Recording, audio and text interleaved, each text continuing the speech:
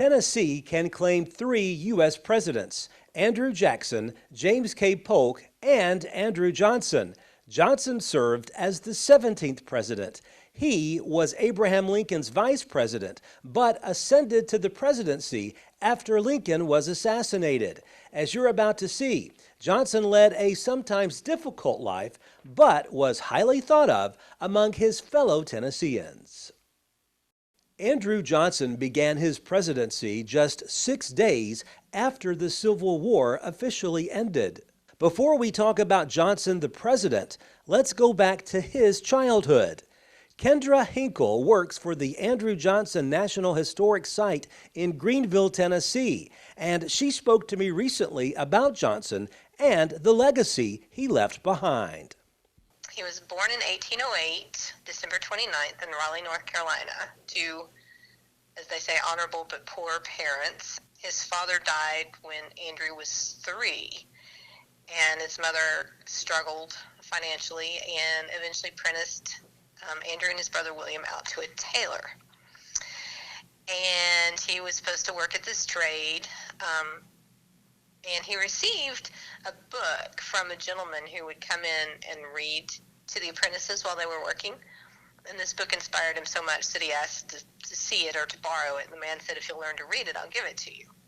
And it was called The American Speaker. And we still have that book, but that's really what inspired him to, I think, eventually chart his path on a political career.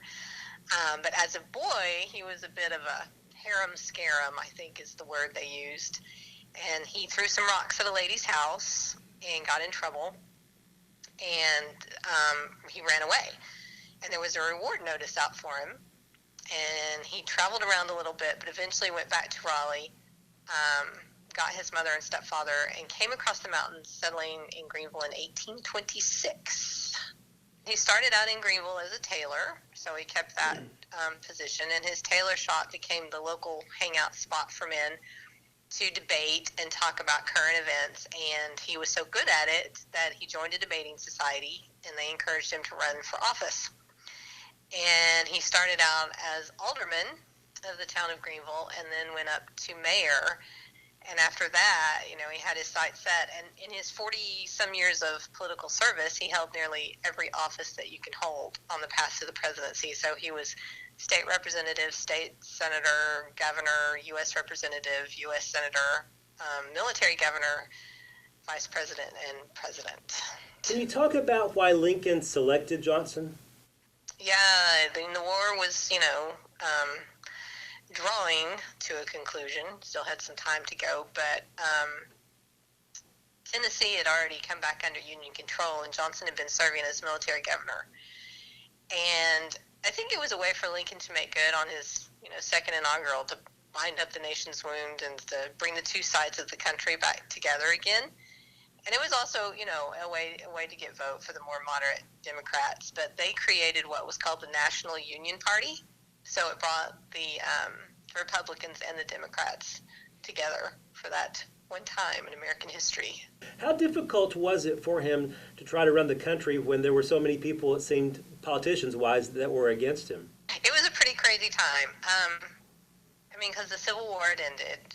You were trying to put the country back together again. There hadn't been a really firm plan for Reconstruction laid out, and Johnson picked up Lincoln's 10% plan, which basically said that when 10% of the voters that had voted in the 1860 election had taken an oath of allegiance to the country or to the Union, they could hold elections and start sending representatives back. And it was really a wartime measure that wasn't strict enough for peacetime, and it allowed a lot of the former Confederates to start sending the same representatives back, and it added to the turmoil because there was the other facet of politicians who were saying, well, then why did we just have the war? So the sitting Senate refused to seat those senators that were coming back, and that was their prerogative to do so. So you kind of had the battle lines laid out, and the Senate, congressional Reconstruction, broke the South into military districts and started putting military commanders in charge of those districts. And so you had these two competing ideas of Reconstruction, and that's one of the things that led to the political turmoil between the parties. Interestingly enough, I've heard the perspective recently that impeachment was almost a positive way to show that the Constitution was still working at that point. Because in the end, when Johnson was acquitted, both sides accepted it and abided by it. But it was a process that, they went through. He was extremely popular with the working class. He had that connection to the people that he called the mudsills of society. But yeah, he definitely had a strong following for being sent up to the national level. In the state of Tennessee, how he's known as the father of public education. He did so much with the Grange and the state fairs and the farmers. So there was a lot here that a lot of people consider positive in his life. One of his bodyguards said that he saved his infrequent smiles for children, and that he said that if you could get him away from politics, he was a pretty pleasant fellow to be with, and he could be a pleasant fellow. But he did things like for his 60th birthday party, he invited 300 children to the White House for the party. He was the first president to have the Easter egg roll at the White House because it had been held at the Capitol and kind of died out during the war.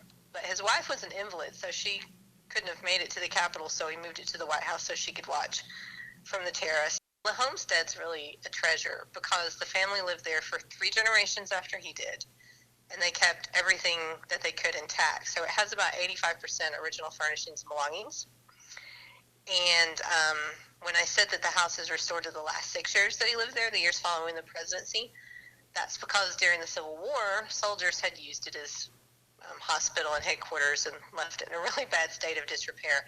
So they had to come home and put up wallpaper and bring in new furnishings and just sort of start from scratch.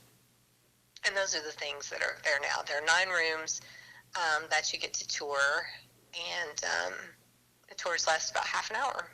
If you would like to visit the President Andrew Johnson National Historic Site, it's located at 101 North College Street in Greeneville, Tennessee. It's about a 3.5-hour drive from our local area. Reporting from Lafayette, Barry Hiett, NCTV.